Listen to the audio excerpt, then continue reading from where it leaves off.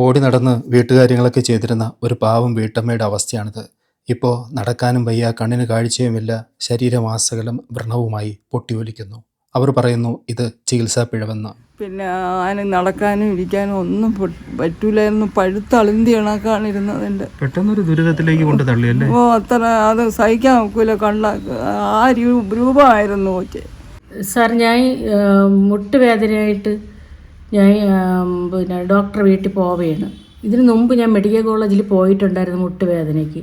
പോയപ്പോഴത്തേക്ക് ഓർത്തയിൽ അന്നൊരു ശ്യാം റോയ് 2-3 ഡോക്ടർമാരുണ്ടായിരുന്നു. അതിൽ ശ്യാം റോയ് എന്ന് പറഞ്ഞ ഡോക്ടറെ കാണിച്ച് ഡോക്ടർ പറഞ്ഞ് എന്താണ് ഞാൻ കേട്ട് മുട്ടുവേദന എന്താണെന്ന് നമുക്ക് നോക്കാം, എക്സ്റേ എടുക്കട്ട്, എക്സ്റേ എടുത്ത് നോക്കിയിട്ട് പറയാമെന്ന് പറഞ്ഞ് അങ്ങനെ എക്സ്റേ എടുത്ത് നോക്കിയപ്പോഴത്തേക്ക് പറഞ്ഞ് അത് തേയ്മാനത്തിലൊരു പ്രശ്നമുണ്ട്. അന്ന് ഗുളികയൊക്കെ തന്നു. പിന്നെ ഞാൻ അങ്ങോട്ട് പോയില്ലായിരുന്നു. അങ്ങനെ ഇന്നപ്പോഴാണ് എൻ്റെ ഒരു സുഹൃത്ത്, എനിക്ക് ഒരു പരിചയമുള്ള ഒരു സ്ത്രീ എന്നോട് പറഞ്ഞ് ഇതുപോലെ ഇവിടെ ചെക്കാലമുക്കിൽ മെഡിക്കൽ കോളേജിലെ ഡോക്ടർ, പിന്നെ ഡോക്ടർ പേര് ഡോക്ടർ ജേക്കബ് ആൻ്റണി എന്ന് പറഞ്ഞ ഡോക്ടറാണ്. അങ്ങനെ ഡോക്ടറെ വീട്ടിൽ ചികിത്സയുണ്ട്, ചെല്ലാമെന്ന് പറഞ്ഞ്. പിന്നെ ഞാൻ ആ ഡോക്ടറെ വീട്ടിലേക്ക് ചെല്ലുന്നത്, ഞാൻ ചെന്നപ്പോഴത്തേക്ക് ആദ്യത്തെ ദിവസം ഡോക്ടർ അവിടെ ഇല്ലായിരുന്നു. അപ്പോഴകത്തുനിന്നൊരു സ്ത്രീ ഇറങ്ങി വന്നിട്ട് പറഞ്ഞ് ഇത് ഇന്ന് നാളെ ഡോക്ടറുള്ളൂ എന്ന് പറഞ്ഞ്. അപ്പോൾ ആ സ്ത്രീയുടെ ഞാൻ കേട്ട് എനിക്ക് മുട്ടുവേദനയാണ്, തേയ്മാനത്തിൻ്റെ പ്രശ്നത്തിന് ഇവിടെ നോക്കുമെന്ന് കേട്ടു. അപ്പോൾ അതിന് നല്ലവണ്ണം നോക്കുമെന്ന് പറഞ്ഞാണ് അങ്ങനെ പിറ്റേന്ന് ഞാൻ ഇതുപോലെ ആ സമയത്ത് ഞാൻ അവിടെ ചെല്ലുകയും ഡോക്ടർ ഉണ്ടായിരുന്നു. പക്ഷേ മെഡിക്കൽ കോളേജിൽ നിന്ന് എനിക്ക് തന്ന എക്സ്റേ എൻ്റെ കയ്യിലുണ്ടായിരുന്നു. ആ എക്സ്റേ കൊണ്ടാണ് ഞാൻ ചെന്നത്.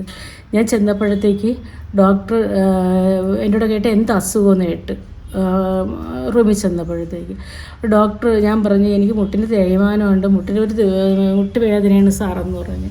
അപ്പോഴും പറഞ്ഞു എന്നാൽ നിങ്ങൾ സ്വയം അങ്ങ് തീരുമാനിച്ചാൽ മതിയാ നിങ്ങൾക്ക് മുട്ടുവേദനയെന്നത്. അപ്പോൾ ഞാൻ പറഞ്ഞു സാറേ ഈ എക്സ്റേ ഒന്ന് നോക്കാം സാറെന്ന് പറഞ്ഞ് ഡോക്ടറെ കയ്യിലേക്ക് ഞാൻ കൊടുത്ത് എക്സ്റേ എടുത്ത് ഇങ്ങനെ കാണിച്ചു കൊടുത്തു. അപ്പോൾ എനിക്കതൊന്നും കാണണ്ട എന്ന് ഡോക്ടർ പറഞ്ഞ്. അങ്ങനെ എക്സ്റേ സാറ് നോക്കിയില്ല, എൻ്റെ കയ്യിലിരിക്കുകയാണ്. ഞാൻ കേട്ട് പിന്നെ എനിക്ക് എന്തിനാണ് സാർ അസുഖം? അത് ആമവാദമാണ് നിങ്ങൾക്ക്. ഈ ആമവാദത്തിൻ്റെ ഡോക്ടറാണെന്ന് എനിക്ക് അറിഞ്ഞുകൂടാ. ഡോക്ടർ ഒരു ടെസ്റ്റ് നടത്തുകയോ ഒരു ബ്ലഡ് ടെസ്റ്റ് നടത്തുകയോ ഒന്നും ചെയ്യാതെയാണ് ഡോക്ടർ എനിക്ക് ആമവാദത്തിൻ്റെ ഗുളിക എഴുതി തന്നത്. ഈ ഗുളിക ഞാൻ പിന്നെ അവിടെ നിന്ന് ഇറങ്ങി ബസ് കയറി പോത്തങ്ങോട്ട് വന്നു. അവിടുത്തെ മെഡിക്കൽ സ്റ്റോറിലൊന്നും ഇല്ല. നെടുമങ്ങാട് മെഡിക്കൽ 2 ദിവസം കഴിഞ്ഞൊക്കെയാണ്, ഒരാഴ്ച കഴിഞ്ഞാണ് ഞാൻ ഗുളിക വാങ്ങണത്.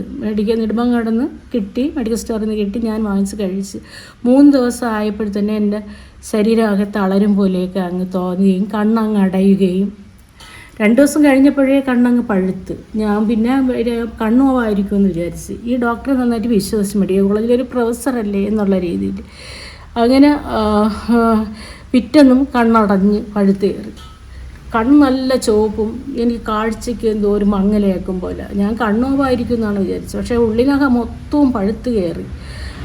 എനിക്ക് 5ാമത്തെ ദിവസമായി പൂർണ്ണമായിട്ടും തളർന്നുപോയി. എനിക്ക് എഴിക്കാനോ നടക്കാനോ, എൻ്റെ ശരീരം കംപ്ലീറ്റും പഴുത്ത്, ഉച്ചം തലവിട്ട് ഉള്ളം കാല് വരെ പഴുത്ത്. അന്ന് മൊത്തവും ഉണ്ട പോലെ പഴുത്ത് നല്ല മുഖക്കുരു ചെറുതല്ലോ, വലിയ രീതിയിൽ കരിയോയിൽ വാരി ഒഴിച്ച പോലെ അങ്ങായി മുഖം തന്നെ. പിന്നെ കണ്ണിക്കൂടെ അത്രയും ഇതിന് ശേഷം ഒന്നുമില്ലായിരുന്നു. ഇവിടെ മൊത്തം ഇവിടെ ശരീരത്തിന്റെ എല്ലാ ഭാഗവും പനി. എനിക്ക് ഇതിന്റെ ഒരു മൊത്തം വന്ന് കണ്ണ് പൂർണ്ണമായിട്ട്. അപ്പോഴത്തന്നെ നെടുമങ്ങാട് ആശുപത്രി കൊണ്ടുവന്നപ്പോൾ ഡോക്ടർ അപ്പോഴത്തന്നെ പറഞ്ഞാൽ ഈ ഡോക്ടർ എനിക്ക് അറിയാമല്ലെന്ന് പറഞ്ഞിട്ട് എൻ്റെ ആമവാദം ഉണ്ടാകുന്നിട്ട് എനിക്ക് ഇല്ലയെന്ന് ഞാൻ പറഞ്ഞു. ഇത് അപ്പോഴാ ആ ഡോക്ടറും പറഞ്ഞത് ആമവാദത്തിൻ്റെ ഗുളികയാണല്ലോ എന്ന് പറഞ്ഞു. എന്നെ അപ്പോഴും തന്നെ മെഡിക്കൽ കോളേജിലേക്ക് വിട്ടു. പിന്നെ പകുതി വഴിയിലെത്തിയപ്പോൾ തന്നെ എൻ്റെ ഓർമ്മയൊക്കെ നഷ്ടപ്പെട്ട് എനിക്കൊന്നും അറിഞ്ഞുകൂടാ. കണ്ണൊക്കെ അടഞ്ഞ് കണ്ണിൻ്റെ കാഴ്ചയൊക്കെ എനിക്ക് നഷ്ടപ്പെട്ട്, സംസാരശേഷി നഷ്ടപ്പെട്ട്. പക്ഷേ ഈ തുണ്ട് എൻ്റെ കയ്യിലുണ്ടായിരുന്നു. ഞാൻ എൻ്റെ ഭർത്താവും എൻ്റെ മോളും കൂടെയാണ് കൊണ്ടുപോയത് മെഡിക്കൽ കോളേജ് ചെന്നപ്പോൾ തന്നെ അവർ പെട്ടെന്ന് വെന്റിലേറ്ററിൽ എന്നെ കയറ്റിയതിന് ശേഷം ഒരുപാട് നേരം എന്നെ പരിശോധനയും ഒക്കെ നടന്നതിന് ശേഷം പെട്ടെന്ന് എന്നെ പിന്നെ വാർഡിലേക്ക് മാറ്റി. വാർഡിൽ ഞാൻ 21 ദിവസം കിടന്ന് 15 ദിവസത്തോളം ട്രിപ്പായിരുന്നു. ഭക്ഷണമൊന്നും കഴിക്കാൻ പറ്റില്ല, സംസാരിക്കാൻ കഴിയില്ല, ആരെയും തിരിച്ചറിഞ്ഞുകൂടാ. എൻ്റെ ഓർമ്മശക്തി എനിക്കങ്ങനെ ഇല്ല. മൊത്തത്തിൽ എനിക്ക് ഒന്നിനും പറ്റാത്തൊരവസ്ഥയിൽ കിടപ്പിലായിരുന്നു.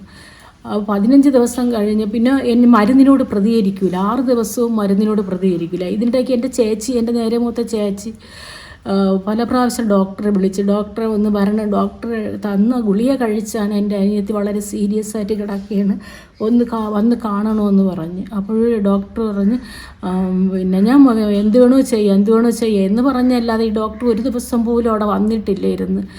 5 ദിവസം കഴിഞ്ഞപ്പോഴത്തേക്കും മരുന്നിനോട് ഞാൻ പ്രതികരിച്ചില്ല. 6ാമത്തെ ദിവസമാണ് പ്രതികരിച്ചത്. അപ്പോൾ എനിക്ക് എൻ്റെ ജീവൻ തന്നെ എന്നെ നഷ്ടപ്പെട്ടു പോകുമെന്നുള്ള നല്ല വിശ്വാസം ഡോക്ടർമാർക്കും ഉണ്ടായിരുന്നു, എൻ്റെ ബന്ധുക്കൾക്കും ഉണ്ടായിരുന്നു.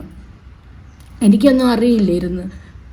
അപ്പോൾ പിന്നെ 6ാമത്തെ ദിവസവും എൻ്റെ ചേച്ചി പല പ്രാവശ്യവും എൻ്റെ ചേച്ചി വിളിച്ച് ഡോക്ടർ ഒന്ന് വരണേ എന്ന് പറഞ്ഞു. അപ്പോഴും പറഞ്ഞു ഇപ്പം മരുന്നിനോട് പ്രതികരിക്കണമല്ലോ, അപ്പോൾ ഡോക്ടർ കാര്യങ്ങൾ അറിയണം എന്നുള്ളത് അതിൽ നമുക്ക് മനസ്സിലാകും. മരുന്നിനോട് പ്രതികരിക്കണമല്ലോ, ഇനി രക്ഷപ്പെടും, കുഴപ്പമില്ല എന്ന് പറഞ്ഞല്ലാതെ ഈ ഡോക്ടറോടെ എത്തിയിട്ടുമില്ല. അത് കഴിഞ്ഞ് ജൂനിയർ ഡോക്ടർമാർ വന്ന് ഒരുപാട് ഫോട്ടോകൾ വന്നെടുക്കും. ജൂനിയർ ഡോക്ടർമാർ വന്ന് ഫോട്ടോ എടുത്തപ്പോഴത്തേക്ക് എൻ്റെ മൂത്ത മോള് പറഞ്ഞു എന്തിനാണ് സാർ എൻ്റെ അമ്മയുടെ ഫോട്ടോ എടുക്കുന്നത്, അത് ജേക്കബ് ആര്യൻ സാറിന് അയച്ചു കൊടുക്കാനാണെന്ന് പറഞ്ഞു.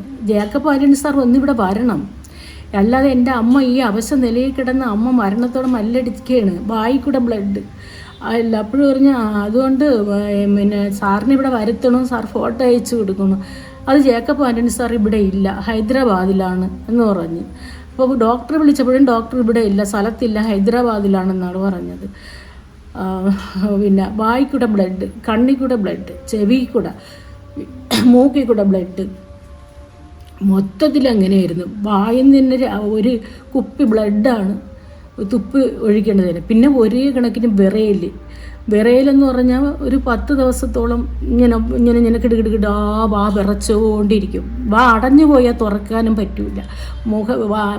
ചുണ്ട് മൊത്തവും വെട്ടിക്കീറി ബ്ലഡ് വന്നുകൊണ്ടിരുന്നു.